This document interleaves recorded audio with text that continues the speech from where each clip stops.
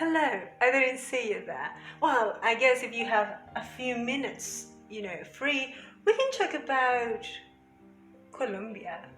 Now, this is a beautiful map. I love it. I think it's beautiful. And as you can see of all of this red point here, it's Colombia, my country. But in order to actually talk about it and teach you some very basic information, we need to get closer. So let's do it. Using one of my favorite books from the National Geographic, we can see a beautiful map of Colombia. However, already here, I think it is very easy to kind of get confused. So I decided to start step by step, trying to explain to you also some of the basic things about my beautiful country. But let's start with the cousins of Colombia. In the north, we touch Panama. This is the point in the north that basically divides Central America and South America. On the south border, we touch Ecuador. Next to it, we found Peru. On the eastern part, we touch Brazil, which is the only one surrounding us directly that speaks not Spanish, they speak Portuguese. And then going back to the north again, we touch with Venezuela. It is important to remember that yes, Panama also speaks Spanish, however, historically speaking, Venezuela and Ecuador mainly actually are the countries that Colombia was, I like to call, cousins with. We have a way more closer history. The exlimitations of the country are of course by the sea. On the west side, we touch the Pacific Ocean, while in the north, it would be correct to say that we touch the Atlantic Ocean, even though our coastline in the north is more part of the Caribbean Sea. And if you look a little bit at how the limitations of the country are, there are a lot of islands in there, and you can kind of see why we have a lot of connection then with Central America and many of the islands there. So when talking about the culture, you can understand a little bit better the way the cultural movements have evolved and why we have so many connections, basically. Let's go back to basic information. The name Colombia comes from Cristoforo Colombo, the Italian dude that with Spanish arrived and whatnot. In terms of population, I put the number that was on my book. However, given recent information, we're actually talking about 52 million people.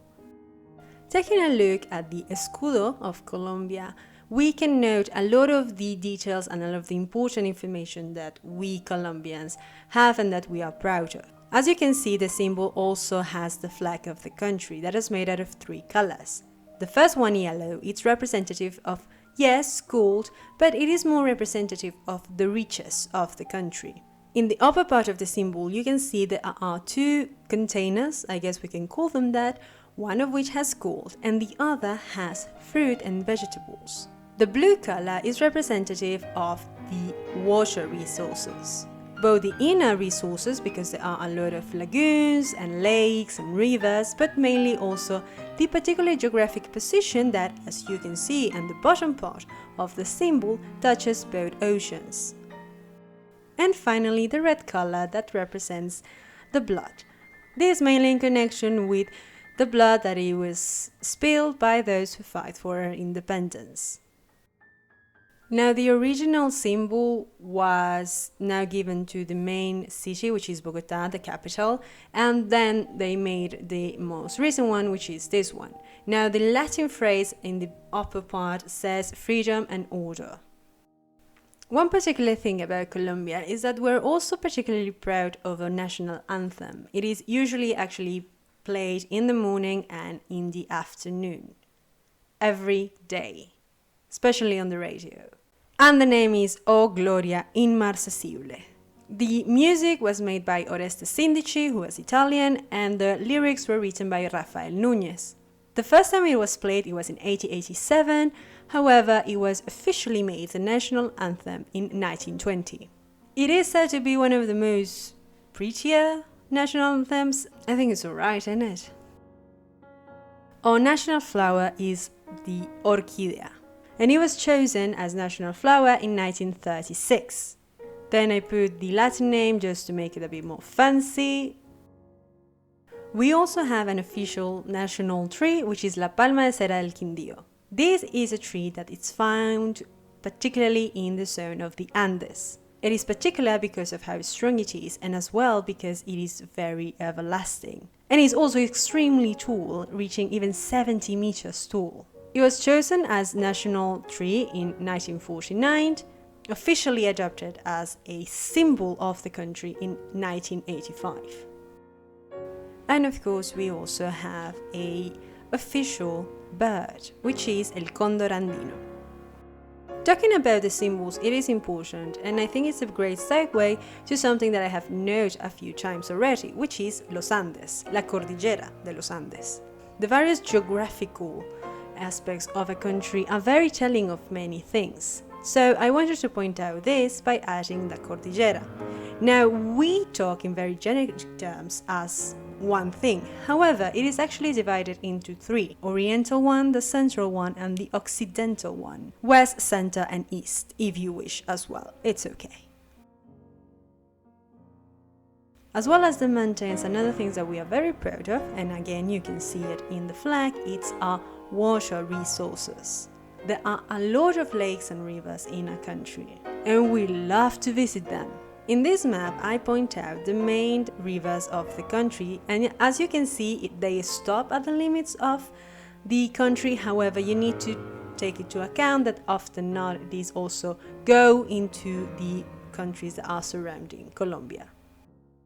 The mountains, as well as the rivers, are a great indication of a culture, where they establish themselves and the reasonings behind them.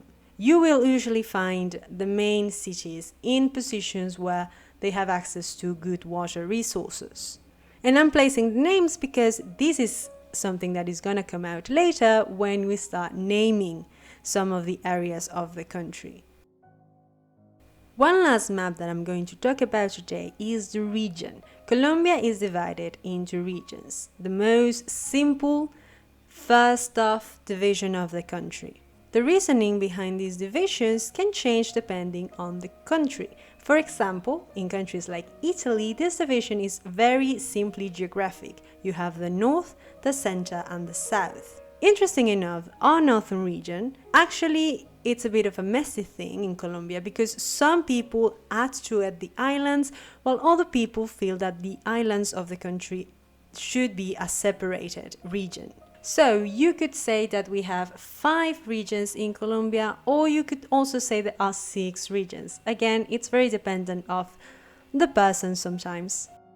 In fact, if we get a closer look and I put these 3 maps one over the other, you can start to see the reasoning behind the division of the country. So the region called Orinoquia is the zone that touches a lot of Venezuela and that it has a river that is called the Orinoco. The northern region, it's called Caribe, and as you can see, it touches the Caribbean Sea. Then you have the Pacific region that touches the Pacific Ocean. La Región Andina touches the Cordillera. Amazonia, it's on the southern part and touches the Amazon rainforest. Now the last map, I swear, I just wanted to point out some of the main cities. So if you or anyone is interested in visiting, these are usually the cities that people go to. You have the capital, Bogotá. You have where half of my family is from, which is Cali. You have Medellin, where many of our artists come from, especially those now known internationally. On the north part, you have Cartagena and Barranquilla, very important for tourism, as well as the main island that is known, which is San Andrés. You have Cúcuta, which touches Venezuela, and on the south part, you have Pasto, which is the one that touches a bit more with Ecuador. And then on the Pacific side, we have Buenaventura. And lastly, placing everything together one over the other. Once again, I hope you can start to see how everything comes together in various ways and how I love maps because they allow you to understand a little bit better the reasoning behind some of these divisions. In particular, the capital, Bogota, where I'm from, we are called Rolos. And the capital has a very interesting placement, not only because it is genuinely basically in the center of the country, but because of its placement in regards to the rivers as well as the mountains.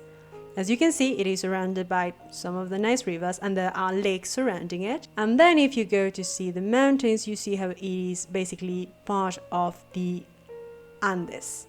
In particular, I like to point out that river that you can see that goes in between the central and the eastern Cordillera, because that is basically how you need to think about how people used to move. That is the geographic aspects that they used to follow, and that's how they reach Bogota. As you can see, place a little bit in mountain but also surrounded by river. And you can see that is actually the same with other cities. Of course, you have the ones that are on the coast, easy to access, but then you have the other ones that they're not exactly easy to access, but the placement makes sense.